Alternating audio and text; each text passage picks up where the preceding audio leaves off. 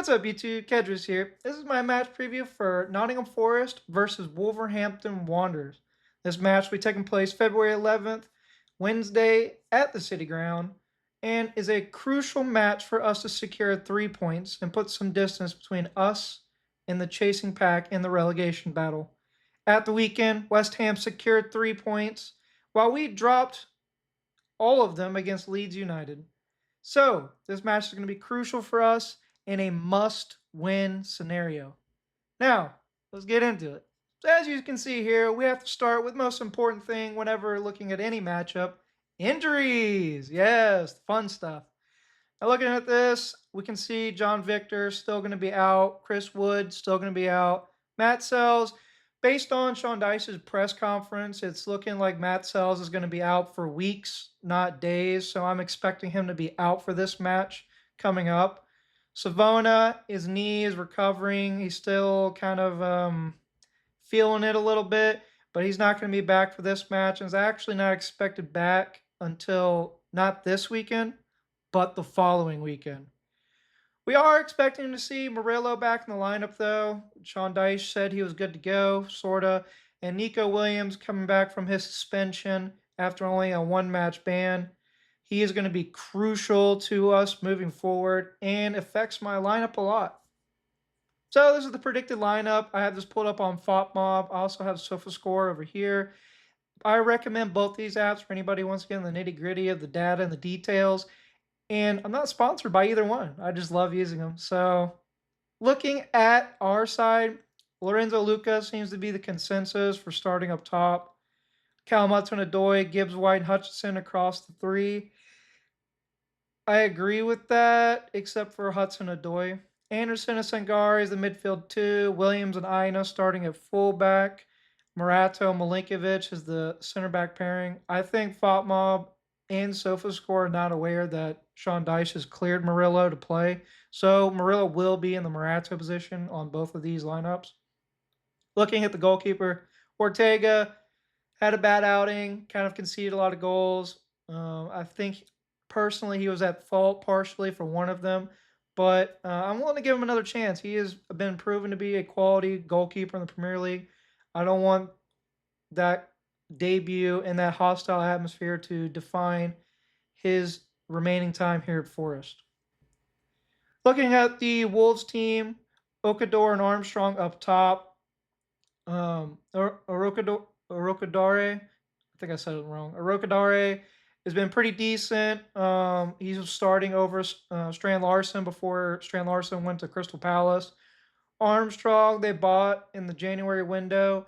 He is obviously a very prominent championship striker, but seems to struggle a lot when he makes the step up to the Premier League. So I don't expect much for him. I think for that signing, they're just future proofing, and they haven't been able to score a lot of goals anyways. So the threat for them, it comes from the midfield. João Gomez, Mane, Angel Gomez. All three of these guys, I think, are quality players. Angel Gomez, shout out my fellow American. And João Gomez is more of a six, so I expect them to play a kind of 5-3-2 holding, if you want to use FIFA terms, with João Gomez, the number 8, being the 6 holding position, and Mane on the left, Angel Gomez on the right. This is a midfield that is very creative, can produce opportunities, but as you can see from Wolves' record, it's kind of been a zero-sum game for most of the season when it comes to conversion. Got Gomez up top on the right. I just realized they have a lot of Gomez's. Is it a theme? Hugo Bueno on the left. Neither of them really threatening. I was kind of scared when they had what's the other guy's name? To chat something, to chat Huma or whatever. But he's not starting, and it seems to be these are the fullbacks that I'm going to be seeing. Neither of them, as I've said already, are threatening to me, and they don't really produce much creativity. Mosquera, Bueno, and I don't know how to say that. Of the back three, number 37, the guy's name I can't say. He's on loan, and he's actually pretty decent when I've watched him. They don't really get much joy out of that left side when it comes to like defensively, so like attacking teams don't get much joy. But Mascara on the right is vulnerable. He is prone to mistakes. He is very not high quality when it comes to the Premier League. Bueno is kind of a run of the mill center back. I think we can definitely get at this defense and we can score. Jose Sa on goal. I'm never going to say anything bad about him. He's been a quality keeper for a long time. It's just that the team in front of him is appalling. So, looking at the lineup, I think we all know what Sean Dyche is going to do.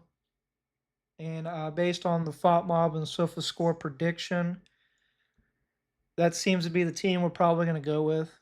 But I want to talk about my team. I want to do something new where I talk about what I want to see. And what I want to see is obviously Ortega. Give him a chance from the back. It was a terrible debut. Give him another go. Center back, I think nobody's questioning it's Murillo, Milinkovic. I'm certainly not. And they are going to be the players for my team starting at center back. Moving on to the fullback position, this is where I kind of think I get spicy with it. I would drop Ina. Yeah. I would drop Ola Ina. I would start with Luca Netz at left back. I think he came on and was very solid. He didn't panic. He seemed assured of himself. He's a player with 100 caps in the Bundesliga, and he showed that maturity. Williams is back. I want him on the right. We have a left-footed left back and a right-footed right back. Praise the heavens. Praise the heavens. It's normal stuff. I mean, in the midfield, I thought really hard about it. I really wanted to drop Anderson because he's kind of pissing me off. His lack of effort in certain situations, lack of work rate. Um, but he's just too good. You've got to play him, unfortunately. And Sangare is the pairing. And I like I said in my watch along, I don't have a problem with Sangare. He was kind of anonymous, so I would start him because he's the best pairing with Anderson, and it pisses me off the least. Moving on the wingers, um, I'm going to tell you right now, Callum Hudson-Odoi does not start for me. So immediately you're looking at these three wingers. Hutchinson has to play, I think, before anything else. That has to be assured, and he needs to be on the right. I know a lot of people like want him on the left because he's got that really great crossing ability and whatnot. But to me, at least, him on the right gives him more versatility to where he can take it to the byline, and he does that every once in a while. He has that chance. Whereas if you stick him on the left, where he's not comfortable shooting or crossing with that right foot, whereas he's comfortable with it if you take it to the byline, you're just kind of limiting him to being a left-sided player. And I think I respect him enough to put him on the right side and value that left foot of his when it comes to shooting as well. Looking at the last two wingers available, Ndoye and Bakwa,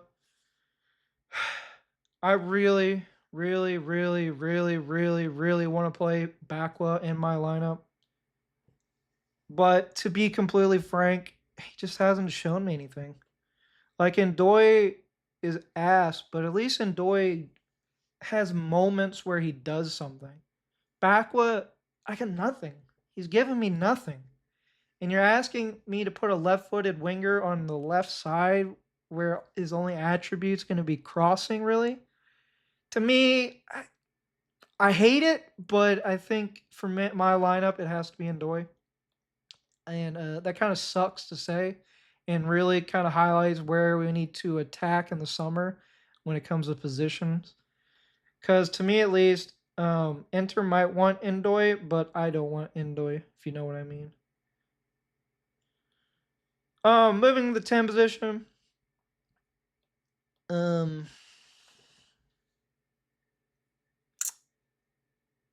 gonna be honest. I think it's McAtee. I think he's done enough. He's shown enough. This Wolves team is low quality and not physical enough to where he won't be affected. I think he could really create something special in this match creatively. and put some more pressure on Gibbs White. That's what I really want. So I think McAtee starting the 10, being that creative outlet, um, and not being in a match where he's going to be kind of like it needs to be physical, like in the Leeds match. So I think he could actually thrive in this match, and I think this is a really, I wouldn't say attacking side, but I think this side could produce a lot of opportunities. Looking at the front three, um, let's be clear here. That match was not fair to Igor Jesus. He did not get any opportunities. He didn't get to touch the ball, and it was really unfair to him to kind of he came off, and then Luca kind of won the ball, and then Luca got the goal, and I understand it is not fair, but I'm starting Luca, and that has nothing to do with just purely the chemistry. Gibbs White and Igor Jesus seem to have that chemistry working with each other, but I haven't seen him working with any other kind of player, especially if I'm playing McAtee in the 10.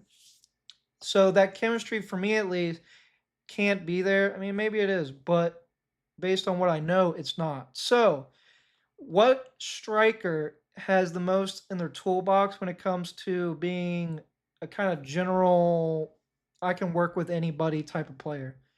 And that's Lorenzo Luca. He's a tall guy. You just aim crosses at him. Like, it's pretty simple. And their back line is very vulnerable to that type of heading. I also want him to hold that position up top because I want Ndoye making runs in behind, Hutchinson making runs in behind. I would need McAtee to pass the ball. I need him stop taking multiple touches and just pass the ball because I feel like the lanes are going to be open. And this could get good. We went through everything, did the injuries, went through the Wolves lineup, did our team. We saw what Dyche is probably going to play and what I would like to see. Will that happen? Probably not. But we come to the last segment of this show / episode. My score prediction. Listen, I was really confident after the Palace match going into the Leeds United game. And of course, the universe pissed on me, and didn't even have the courtesy to call it rain.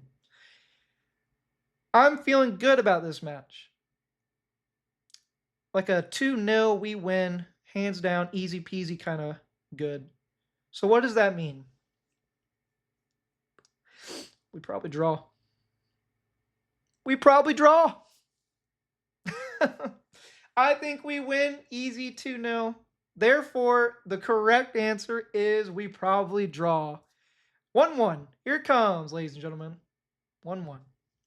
Anyways, that's all I got to say about that. I put out a highlight video if y'all want to check that out. I thought it was really funny. I was going back and watching it. And I didn't have an editor to do it. I kind of did it myself. So that was like 4 hours of me going back through all 2 hours of the watch along and cutting out segments to put in that video. So I'd really appreciate it if y'all gave it a like. Outside of that, I'm going to have the watch along tomorrow. I already put it in the schedule for the live if you go to my channel. And if you like this video, leave a comment down below, like and subscribe. I really do enjoy interacting with y'all in the comments. If you want to, you can also jump on the Discord. It's in my post section on my channel. I talk a bit in there. Me and Paul have been going at it for a bit. And at the end of the day, guys, no matter how much it sucks and how down the dumps you feel, you got to remember. Come on, you Reds! That was